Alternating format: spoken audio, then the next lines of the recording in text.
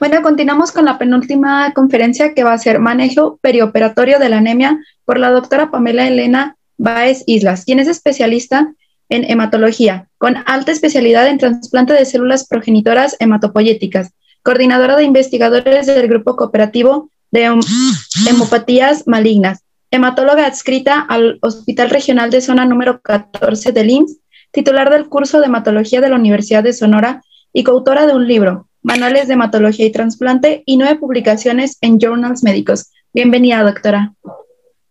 Muchas gracias, bueno, pues a ustedes como universitarios, la verdad es que mi reconocimiento por compartir este espacio con nosotros.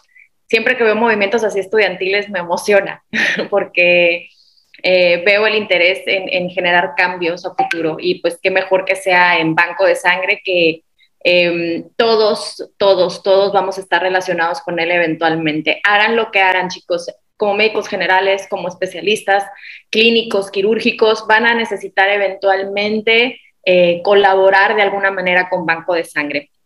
Y qué mejor pues que sabiendo las indicaciones adecuadas que pues nos han hecho excelentemente los médicos que han platicado de esto. La verdad es que he estado acompañándolos durante la mañana y han tenido muy buenas ponencias. En verdad espero que estén aprendiendo mucho.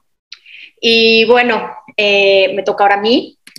Vamos a tener, denme un segundo para compartir la pantalla. Muy bien, bueno, ya agradeciéndoles, partamos ahora hacia lo que nos toca. Vamos a hablar entonces ahorita de lo que sería el manejo perioperatorio de la anemia. Ya lo comentaba en la segunda charla el doctor Ángel Catalayud, que realmente donde más va a haber esta dinámica de pedir sangre urgente va a ser en quirófanos, ya sea por cirugías de forma electiva o cirugías de forma urgente. Entonces es importante para nosotros y para cualquier persona que esté con un manejo en banco de sangre, saber qué es lo que necesita el paciente en el estado perioperatorio. Solamente quiero volver a tomar este breve recordatorio de lo que ya hemos platicado, pero bueno, están, si pueden ver, tener una chance de entrar a la página de la American Association of Blood Banks, de la AABB. Tienen esta campaña que se llama Choosing Wisely, que es cosas que ellos, son muchísimas recomendaciones, pero hay puntos muy clave donde explican por qué, pero estas 5 son las que más campaña hacen, de 5 cosas que todos los pacientes y sus médicos tratantes deberíamos de cuestionarnos. Uno, tener muy claro que no se deben transfundir más unidades de las que sean absolutamente necesarias. Ya lo han platicado en las pláticas anteriores, que mantener niveles restrictivos de hemoglobina suele ser necesario para la gran mayoría de los pacientes estabilizados. Solamente aquellos que tengan enfermedades preexistentes cardiovasculares es que vamos a necesitar un nivel, un límite, un threshold mayor de 8. Los demás niveles restrictivos son suficientes. 2, no transfundir para anemias deficientes de hierro. Y aquí yo pondría para anemias igual carenciales de vitamina B12 o ácido fólico, que van a ser comunes en nuestra práctica clínica. Si no están hemodinámicamente inestables, con tratar la causa es suficiente, incluso aunque tengan hemoglobinas debajo de 7. Podemos tratar la causa y luego valorar, más bien evitar con esto la transfusión sanguínea. De igual manera, no usar productos sanguíneos para revertir los efectos de la warfarina o de la acenocumarina. Con vitamina K esto puede ser bien llevado. Y este es algo que creo que es bien importante y lo van a notar si ya están en el internado, van al internado, ustedes que están en esta etapa de pregrado. El no realizar laboratorios en pacientes que están estables, clínicamente estables. Es bien común que tengamos como esta rutina de tomar biometrías hemáticas, a veces hasta diario o todos los lunes, miércoles y viernes. Cuestiónense ese tipo de situaciones. A ver, ¿realmente el paciente necesita ese recurso? Porque siempre que ustedes pidan, no nomás a banco de sangre, que pidan una prueba de laboratorio, hay recurso involucrado, recurso humano, recurso de tiempo, los equipos, los reactivos, e incluso el estar haciendo biometrías hemáticas seriadas puede llevar a que hagamos también incluso un mal uso de banco de sangre por estar viendo niveles de que, ay, es que bajó poquito, es que subió, es que esto. Si no, el paciente no necesita, a veces es mejor mantenernos simplemente pidiendo los estudios cuando sean necesarios. Siempre la clínica, chicos, es lo básico aquí. Y finalmente, bueno, lo de las transfusiones de componentes son negativos. Entonces, bueno, esto es nada más un recordatorio. Y bueno, ya partiendo ahora hacia lo que es nuestro tema. ¿Qué es el manejo perioperatorio de la anemia? Bueno, ya lo decíamos, incluso en la historia de la sangre, fue por ahí en 1808, creo que está descrito, 1880, luego les voy a dar bien el dato, cuando fueron de las primeras transfusiones sanguíneas y la hizo precisamente un cirujano de aquellos tiempos. Él lo que hizo fue colocar sangre a pacientes que tenían dolores abdominales y se dio cuenta que con eso sobrevivían, más allá de la intervención quirúrgica. Muy probablemente eran úlceras que estaban sangrando, estamos hablando de hace muchísimos años. Pero con eso él dijo, bueno, con esto, con la transfusión sanguínea, los pacientes van a poder tener más tratamientos y la cirugía va a ser imparable. Y sí, definitivamente Banco de Sangre ha sido un pilar súper importante para que hoy por hoy podamos tener cirugías tan avanzadas como la cirugía cardíaca con bomba extracorpórea, los trasplantes de órganos sólidos. Definitivamente sin un banco de sangre estas cirugías no podrían hacerse. Sin embargo, es importante tener un adecuado manejo perioperatorio de la anemia, ya nos los comentaba en la plática anterior el doctor, porque la mejor transfusión es la que puede evitarse. Si nosotros conocemos bien al paciente, bueno, ¿cuál sería la finalidad de tener un buen adecuado? Pues mantener una buena hemoglobina, evitando riesgos innecesarios de sangrados o entrando adecuadamente al estado de quirófano, sobre todo en las cirugías electivas que podemos preparar al paciente, minimizar las pérdidas sanguíneas, como lo comentaba, y garantizar la tolerancia a la anemia, que ahorita vamos a ir viendo punto por punto. Entonces, independientemente si es un estado de una cirugía electiva, tranquilos, todos en orden, o el caos de un cuarto de trauma y una gran hemorragia, banco de sangre va a ser fundamental y hay que tener un adecuado conocimiento de esto. Ya lo hemos platicado también, el grupo es multidisciplinario, desde el médico tratante, el directo, digamos, pero también aquí va a estar involucrado lo que sería anestesiología, médicos que realicen valoraciones previas a la cirugía, dependiendo de la alteración por la cual entre el paciente a quirófano. Obviamente el manejo de la sangre no es nada más del banco, sino del laboratorio. Y bueno, hay que recordar muy bien, las enfermeras son el pilar más fuerte y necesario del hospital. Una buena colaboración con enfermería nos va a hacer que todos nuestros productos sanguíneos también fluyan mejor. Incluso lo comentaron ahorita en la plática la doctora Carolina Aguilar, ¿no? Es vital a veces preguntarle a la enfermera, ¿ya le puedo traer el componente? Eso no cambia en quirófano. Igual, en quirófano es súper importante que la enfermera esté muy bien informada de cómo va a transfundir, cómo va a hacer la infusión de los productos sanguíneos, que tenga todo listo, los filtros, ¿no? Que esté todo en orden. Y bueno, si bien es ya, digamos que conocido que las guías nos manejan estos parámetros de hemoglobina para transfundir en cuestiones de anemia, que ya lo veíamos, pacientes hospitalizados, se maneja el nivel de hemoglobina debajo de 7 para indicar una transfusión de concentrados eritrocitarios, o pacientes en cirugías, incluso, o aquellos con un trastorno médico de enfermedad cardiovascular, bueno, manejamos el nivel de hemoglobina debajo de 8. Sin embargo, hay que cuestionarnos, a ver, ¿podemos hacer algo para que el paciente no llegue hasta esos niveles de hemoglobina, o podemos optimizar la hemoglobina que tenga actualmente circulando el paciente para no tener que transfundir? No casarnos con las guías, sino siempre cuestionarnos qué más podemos hacer o cómo podemos mejorar el rendimiento del paciente, ¿no? No de la guía. Y algo que ahorita la situación, sin que lo planeáramos, digamos así, nos puso en jaque es, esto va a cambiar en tiempos de pandemia. Hoy por hoy los bancos de sangre están en crisis con los donadores. por múltiples motivos involucrados con la pandemia, desde situaciones como las campañas de vacunación, donaciones altruistas que quizá no se han podido llevar a cabo porque la gente ya no quiere ir a los hospitales, tiene miedo de contagiarse, tiene miedo de acercarse, así sea para donar sangre. Todas esas situaciones cambian las dinámicas de un banco de sangre. Entonces, eso nos tiene que hacer pensar en qué podemos hacer para optimizar el recurso de la sangre. Entonces, bueno, empecemos por la valoración prequirúrgica.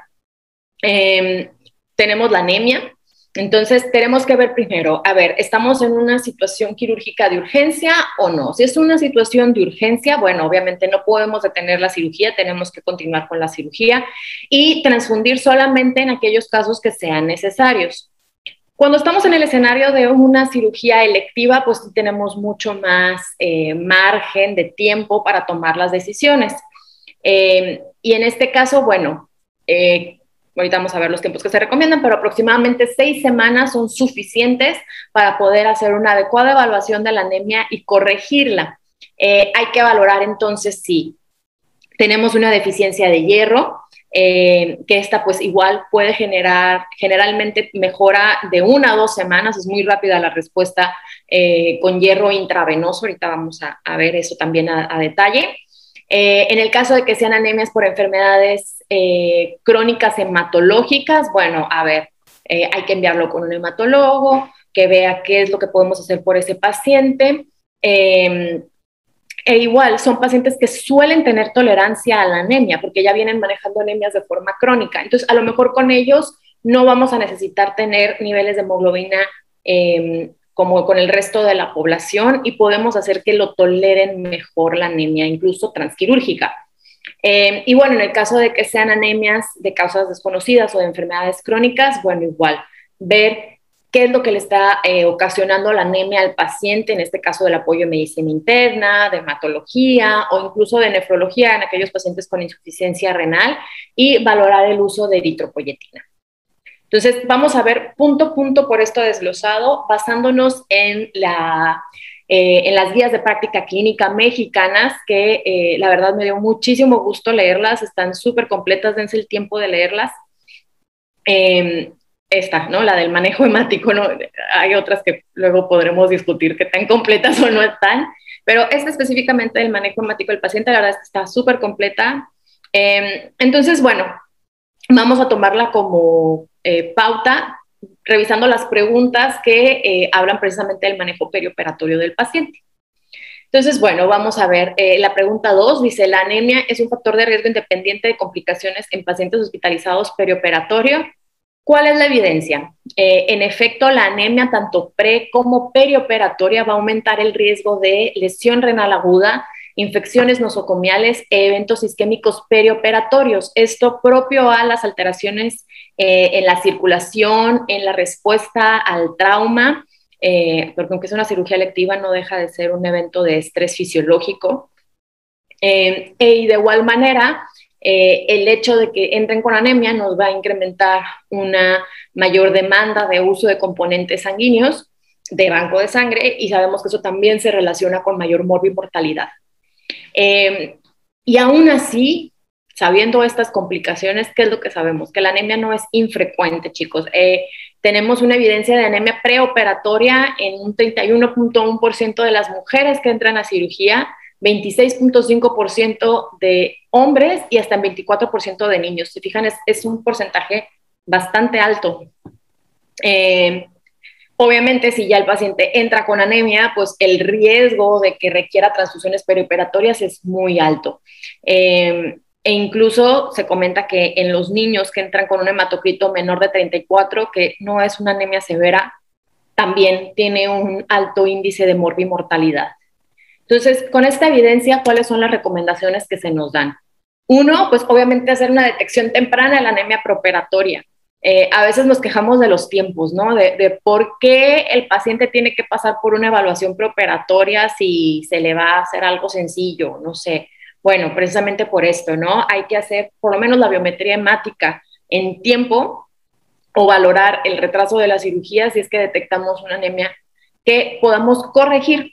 Y eso nos lleva al segundo punto. Hay que identificar en el caso de anemias por deficiencia de hierro, anemias por insuficiencia renal o inflamación crónica, que son bastante frecuentes en el contexto hospitalario. Se dice que con hacer una evaluación de 3 a 8 semanas antes del promedio, por eso les comentaba un promedio de 6 semanas, es más que tiempo suficiente para corregir la causa. Y es importante que en este contexto, la anemia por deficiencia de hierro hoy por hoy sigue siendo la principal causa de anemia a nivel mundial.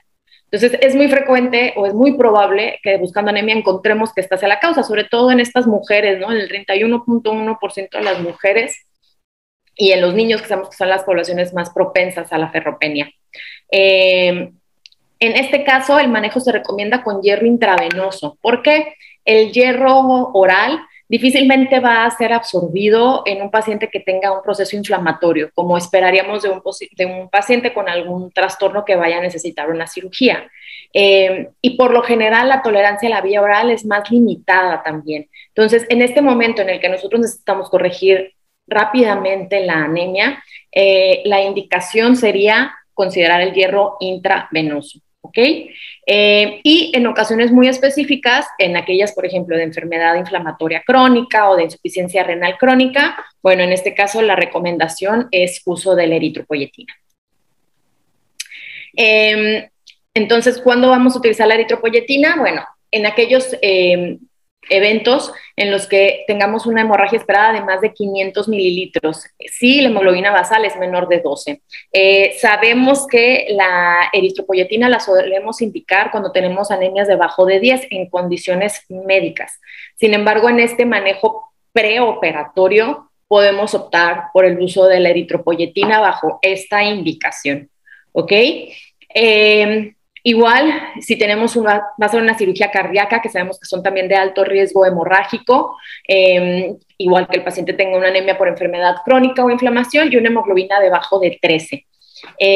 Se puede valorar en los casos donde la transfusión sanguínea no es opción, sobre todo aquellos pacientes pues, que se niegan a recibir una transfusión. Hay que respetar su decisión y buscar aquellas opciones que sean viables para ellos. El uso de la eritropoyetina preoperatoria puede ser una opción.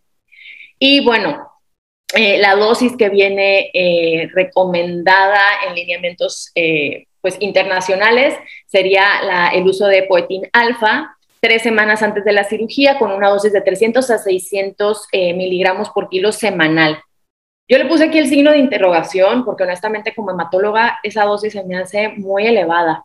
Creo que aquí es importante que si ustedes detectan un caso como este, un candidato a uso de eritropoyetina preoperatoria, se asesoren con un hematólogo para personalizar la dosis en el paciente. ¿Ok? ¿Por qué? Porque la eritropoyetina finalmente, pues como todo medicamento, también puede tener eventos adversos. Los más frecuentes es la hipertensión, que generen crisis hipertensivas. Sin embargo, también se ha documentado que la eritropoyetina se puede asociar a trombosis venosas o en pacientes oncológicos a progresión de cáncer. Esto último, la verdad, la evidencia cada vez apoya a que es seguro el uso de la eritropoyetina en ellos, pero es algo que se debe de considerar. Entonces, mi moraleja, digamos, de esta diapositiva es que vean estos puntos en donde sí podremos pensar en el uso de la eritropoyetina y asesorarse con un hematólogo. Entonces, bueno, la siguiente pregunta es ¿cuál es el efecto de las estrategias perioperatorias para minimizar la pérdida sanguínea en la morbilidad, mortalidad y transfusión de concentrados eritrocitarios? Vamos a valorar cada una de las estrategias que actualmente tenemos, empezando por la autodonación. Realmente se ha visto que no hay evidencia de que la transfusión durante cirugías selectivas hemodinámicamente estables tengan beneficio. Por el contrario, cuando se ha enviado a pacientes a que se haga pues, la toma de la sangre previa para generar una transfusión autóloga, se ha relacionado incluso que se piden más concentrados eritrocitarios a banco de sangre, y esto se puede relacionar a dos cosas. Uno, un poco quizá la falsa seguridad de decir, bueno, es que el paciente ya tiene su bolsita de sangre en banco de sangre, la podemos pedir y si sangra no pasa nada, ¿no? Como que un poco, como que genera esa idea un poco del uso irrestricto. Y la otra es que, bueno, de alguna manera le estuvimos generando un poco de anemia al paciente. Entonces suelen entrar con hemoglobinas más bajas que aquellos pacientes que no se les realizó la toma de sangre para autodonación. Entonces, esas dos nos van a llevar a que se utilicen más concentrados eritrocitarios en el perioperatorio. Por lo mismo, se ha visto que en este caso ayuda más la aplicación de hierro intravenoso y el uso de la eritropoyetina que la donación autólogo para evitar las transfusiones perioperatorias. O sea, de nuevo, cuando se tiene el tiempo, cuando es una cirugía electiva, mejor hacer un adecuado abordaje de la anemia e incluso prepararnos, ¿no?, para las pérdidas en caso de cirugías que sabemos que van a tener alto riesgo de hemorragia. Entonces, pues por lo mismo hay que ser selectivos con la donación autóloga, vigilar el recurso. No sé si ya leyeron las guías, voy a hacer aquí un asterisco como nuevamente para recalcar. Cuesta todo el recurso. Primero, médicamente hablando, lo que nos debe importar más, la transfusión sanguínea no está libre de riesgos, ya lo platicaron al inicio de las charlas de hoy. Hay riesgos propios de la transfusión, inmunes, no inmunes, que bueno, lo mejor es evitar esos riesgos médicos, pero aparte la transfusión cuesta, y no es nomás lo que les cuesta el personal, el equipo, los reactivos para las pruebas de laboratorio para ver que realmente esté libre de infecciones, y eso en banco de sangre. Ahora, afuera, las líneas para la infusión, el personal de enfermería que vigile la transfusión, todo eso cuesta. Entonces, hay que vigilar muy bien el recurso y buscar cómo optimizarlo. Entonces, por lo mismo, aunque sea una donación autóloga y digas, bueno, es que es la misma sangre de él, es segura, no va a haber reacciones inmunes, no va si está infectado o no, pues es su misma sangre. Bueno, igual es un recurso, hay que saberlo valorar. Por lo mismo, es a veces mejor utilizar, la recomendación es utilizar una terapia conjunta, pues donación autóloga. Si ya va a donar el paciente en forma autóloga, antes de que entre a cirugía, aplicar hierro y eritropoyetina para incrementar la hemoglobina postdonación y que entre en condiciones adecuadas a cirugía, y que si no se utiliza su autodonación, pues mucho que mejor. Y ojo, en población pediátrica no se recomienda la autodonación, ¿ok? Porque, bueno, por las cuestiones de lo que se toma, las cantidades, es más complejo en ellos. Entonces, en población pediátrica no está indicada la autodonación. Hablemos de la hemodilución. ¿Saben lo que es la hemodilución normovolémica? Me gustaría aquí escuchar a alguno de los que están actualmente en el internado o que van saliendo del internado. ¿Sí? ¿No? A ver si lo puse en la diapositiva siguiente. Bueno. Denme un segundo, voy a hacer como esta pausa porque sí me interesa que quede claro qué es la hemodilución. Bueno, para no... La imagen que tengo es de la captura celular, pero bueno, nada más para como, simplificarlo.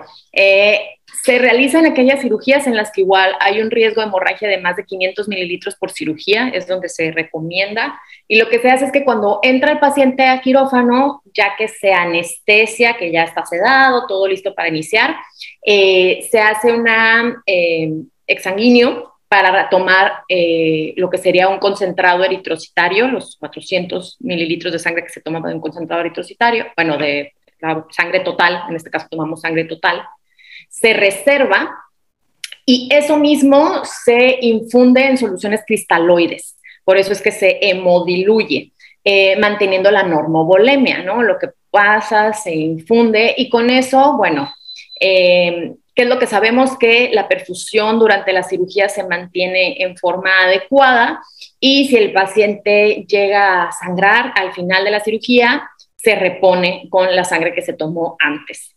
Entonces, bueno, realmente aún es un procedimiento controversial. Les soy honesta, yo estoy lejos de los quirófanos. Sin embargo, en mi interacción con ellos como médico tratante o incluso en el internado, en la residencia, nunca me tocó ver que se hiciera esto, pero creo que es importante conocerlo porque es una estrategia que sí tiene su evidencia clínica. Sin embargo, bueno, ¿qué es lo que es importante tener en consideración cuando se realiza la hemodilución? Que el hierro intravenoso previo tiene incluso muy buen rendimiento, mayor que la hemodilución normovolémica. En los niños mayores de 1 año toleran mejor que los adultos, por eso es que en cirugías pediátricas es donde tiene mayor efectividad, incluso en cirugías pediátricas cardíacas, ¿okay? Que aquí sí hay franca evidencia de que se disminuye el número de concentrados eritrocitarios perioperatorios.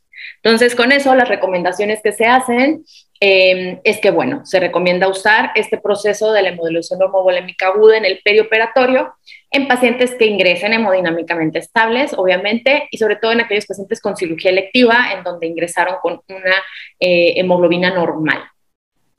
Incluso algunas guías lo ponen que tiene que tener hemoglobina arriba de 13. Pacientes con coagulopatía preexistente o adquirida, en este caso no se recomienda el uso de la hemodilución normovolémica, sobre todo aquellos pacientes pediátricos que ya traigan esta alteración. Y bueno, igual pacientes que tengan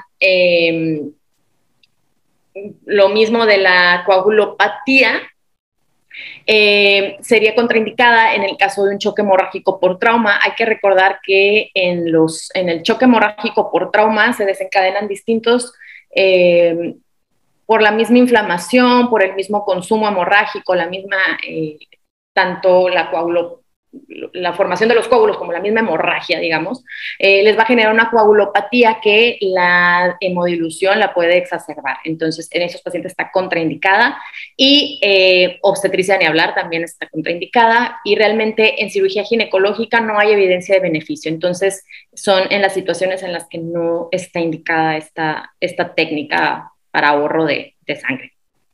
El rescate celular, igual actualmente no hay como recomendaciones fuertes sobre el uso de rescate celular, sin embargo sí se ha evidenciado su eficacia en la cirugía cardíaca y sobre todo se ha visto que reduce las necesidades. Ay, no se ve mi presentación. A ver, un segundo. Voy, qué pena, están viendo mi cara, hable y yo aquí, gracias. A ver, déjenme.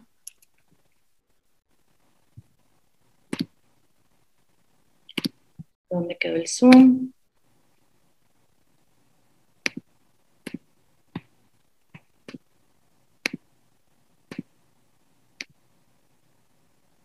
Díganle a la doctora Xochitl que me hubiera hablado antes. Qué vergüenza, oigan. ¿Desde dónde no vieron? Ya hace rato, ¿verdad? Apenas se dejó de compartir. Ok, ahí estamos viendo. Entonces, ¿vieron lo de la hemodilución? ¿Sí? ¿No? Ok. Bueno. Ahí díganme nada más que sí se ve. Sí, Pamela, ¿ya lo están viendo ahorita? ¿Sí? Sí, se ve, Pamela. Sí. Ok, muy bien. Bueno, entonces, hablando del rescate celular. Les comentaba, pues no existen recomendaciones sobre el uso del rescate celular. Sin embargo, en la cirugía cardíaca, que son cirugías de alto consumo, bueno, alto riesgo de hemorragia, es que realmente ahí es donde se ha visto que hay alta eficacia. Y bueno, también lo que se ha visto es que reduce la necesidad de transfusiones postoperatorias en cirugías ortopédicas, en el trasplante hepático, reparación de aorta abdominal y cirugía de columna. Si se fijan, todas ellas son cirugías de alto riesgo hemorrágico. Realmente en trauma y tórax la utilización del rescate celular es controversial y hay contraindicaciones. ¿Cuándo estaría contraindicada? En cirugía intestinal por, bueno, la liberación de las bacterias de la flora intestinal. En este caso, pues no se recomienda el rescate celular, o igual cirugías por traumatismo abdominal, o en el caso de cirugías de heridas infectadas. Se dice que en las cirugías oncológicas podría utilizarse siempre y cuando el aspirador de la sangre o la toma de la sangre sea lejos del tumor. Esto por para evitar que se puedan capturar células oncológicas del tumor y puedan reinfundirse al paciente en la circulación, digamos que liberarlas del compartimento tumoral.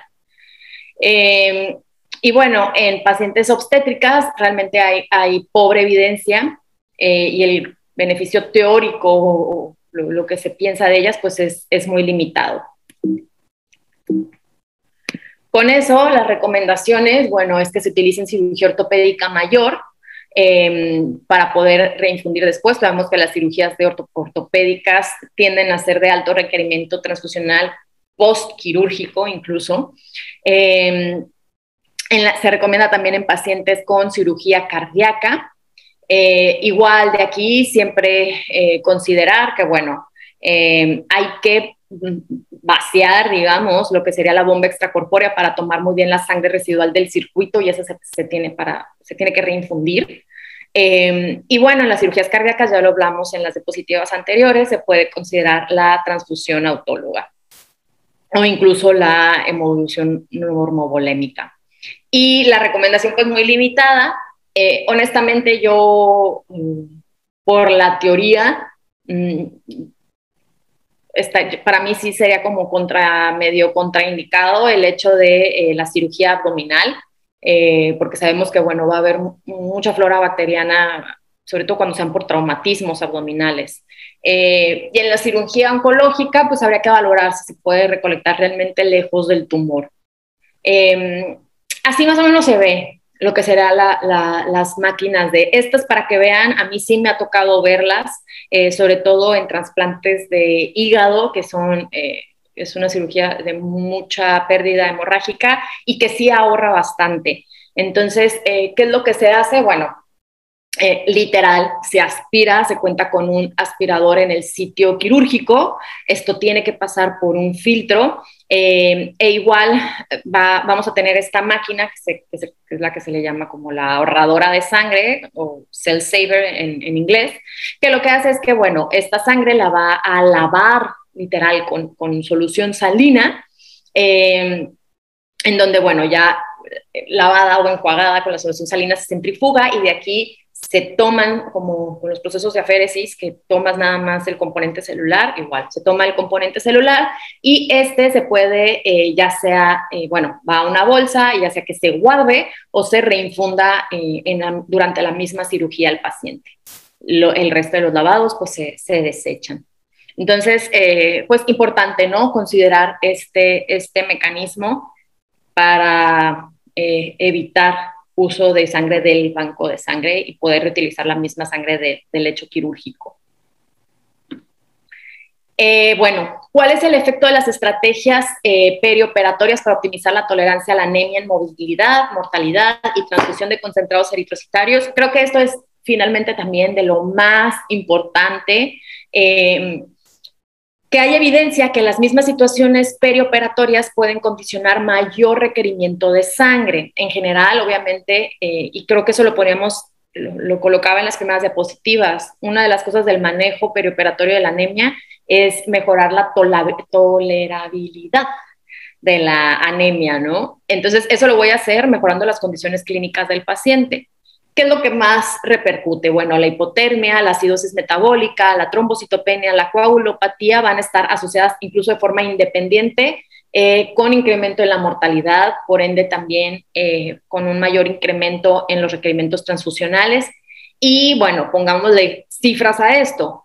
La temperatura menor de 35 genera acidosis, genera coagulopatía, que nos vaya a dar mayor riesgo de sangrado, y lo otro es la hipocalcemia, el calcio iónico, menor de 1.1 milimoles, ¿okay? Además, bueno, obviamente todas estas alteraciones de la acidosis, el déficit de base, el lactato incrementado, que también pues, se va a relacionar con la acidosis, bueno, estas situaciones nos van a generar que el paciente tenga franca coagulabilidad, alteraciones de la coagulabilidad, perdón, y por ende mayor riesgo de hemorragia y mayor riesgo de anemia perioperatoria. Entonces, bueno, Hay que cuidar mucho la normotermia del paciente, se debe mantener una temperatura entre 36 a 37 grados centígrados, corregir el pH durante el tratamiento de la coagulopatía por acidosis, porque si no, por más que infundamos plasmas o crioprecipitados, bueno, si la acidosis continúa, no vamos a poder remediar realmente el proceso de la coagulopatía. Y igual considerar el calcio, ¿no? Si ustedes toman una gasometría, ahí viene el calcio iónico, porque realmente el calcio sérico nos va a ayudar, pero para estas situaciones el que repercute o el que nos va a decir realmente la repercusión es el calcio iónico.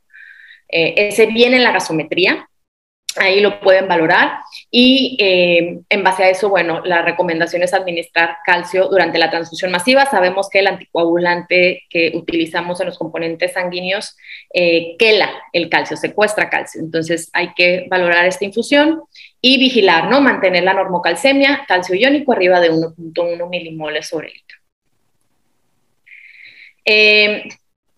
Y bueno, la hipovolemia disminuye el gasto cardíaco, con esto también se va a disminuir el aporte del oxígeno tisular. Entonces, bueno, aquí en este caso lo que hay que hacer es mantener una adecuada perfusión, una normovolemia del paciente en base a cristaloides. Sabemos que son mucho mejores que los coloides, porque los coloides ya se ha documentado que favorecen la coagulopatía, sobre todo en el contexto de trauma. Entonces, bueno, ¿qué es la recomendación? Pues usar una terapia restrictiva durante la reanimación hídrica para lograr una presión arterial media hasta que se controle la hemorragia. Hay que utilizar, ¿está indicado el uso de vasopresores? Sí, sí está indicado, pero importante considerar que tenemos que mantener al paciente en normovolemia. Si está en adecuado estado de que estamos perfundiendo, podemos utilizar los vasopresores. En el caso de una disfunción miocárdica, lo que se recomienda aquí sería un agente inotrópico y siempre, ¿no? O sea, hay que ser con una estabilización agresiva para tratar de compensar rápidamente el gasto cardíaco del paciente. Este sería como el algoritmo que maneja la misma guía de el control hemático en el paciente, en donde, bueno, les digo, algo muy importante va a ser la evaluación de las pruebas perioperatorias. Si el paciente tiene una hemoglobina debajo de 13 si es hombre o debajo de 12 si es mujer, ok, ya se detectó la anemia, hacer una medición de ferritina. Si tenemos una ferritina francamente baja, abajo de 30, bueno, ya con eso se hace un diagnóstico de anemia por deficiencia de hierro. Hay que obviamente buscar la causa de la anemia, pero para el manejo lo ideal, ya lo platicábamos, va a ser hierro intravenoso, ¿ok?